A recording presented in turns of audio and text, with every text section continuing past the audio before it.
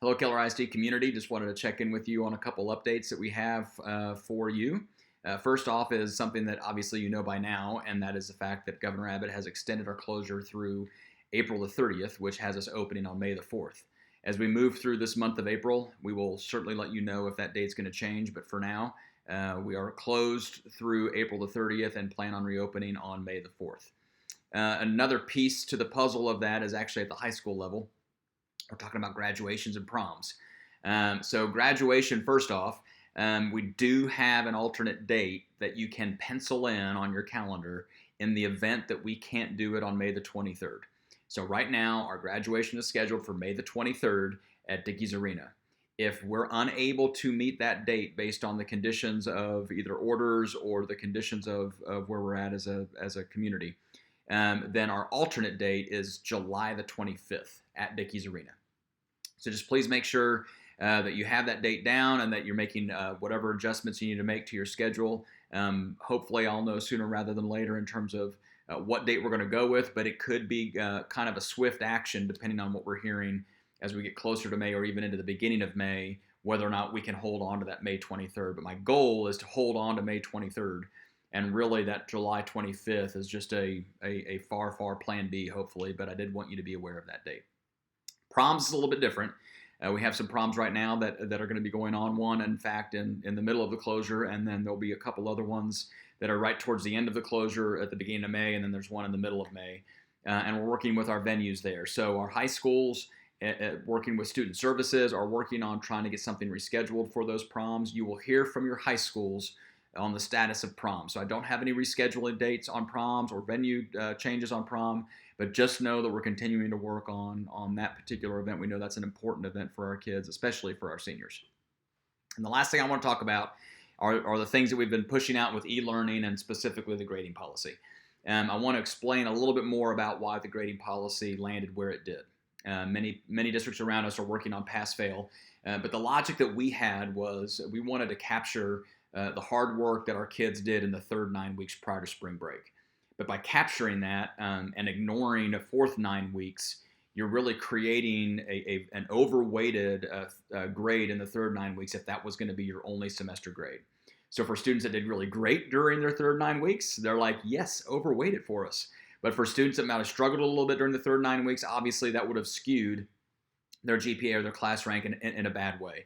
So we pushed forward with the pass-fail, but we also pushed forward with putting a numeric grade on the pass and fail in an effort to do everything we could do to err on the side of the student. So this will help our kids in our efforts to make sure that their average for the semester creates a better overall average for their GPA and as it relates then to class rank. But it's as equitable as we could figure out. There are no exact right answers in these particular conditions. And I also know that there's some other anxieties as a result of the pass-fail and the fact that we're even doing it at all. So let me address those two things real quick, and then I'll be done for the day. First thing, I know that we're still working on getting devices to some families or getting people online.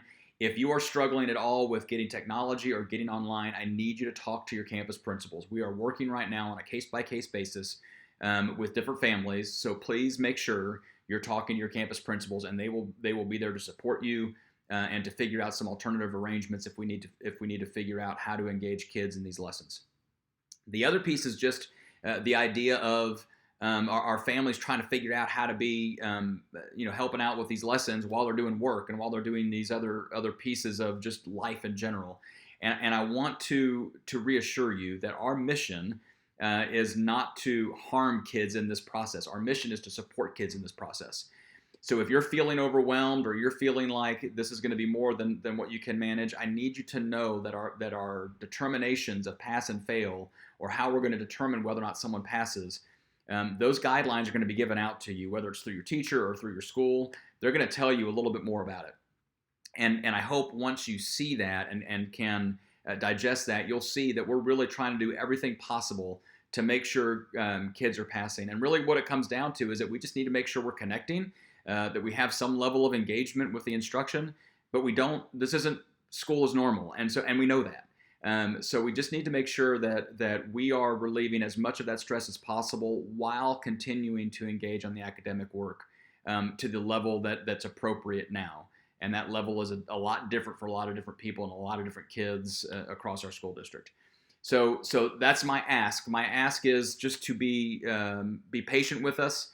We are working through those things. We're working through what does a pass look like. But I can tell you and I can assure you that it is our goal to do everything we can do to make sure we're supporting your students. But you got to stay connected. You got to at least connect with our teachers to make sure you get to that point. But other than that, that's our update for the day. I want to be sure I hit those three things. The sign behind me says, less is more unless it's kindness or a nap or toilet paper.